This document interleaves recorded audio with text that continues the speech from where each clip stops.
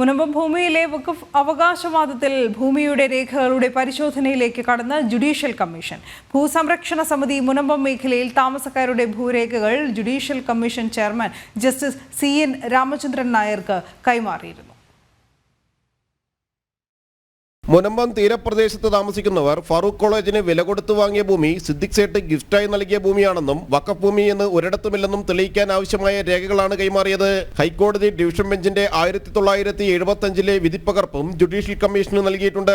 കാക്കനാട് കുന്നുംപുറം ഭവാനി ബിൽഡിംഗിലാണ് commission office. ഭൂമി രേഖകളുടെ പ്രാഥമിക പരിശോധനയ്ക്കൊപ്പം മുനമ്പം പ്രദേശവും കമ്മീഷൻ സന്ദർശിക്കും. ഫറൂഖ് കോളേജ്, വഖഫ് സംരക്ഷണ സമിതി എന്നിവരിൽ നിന്നും വിവരങ്ങൾ തേടുന്നുണ്ട്.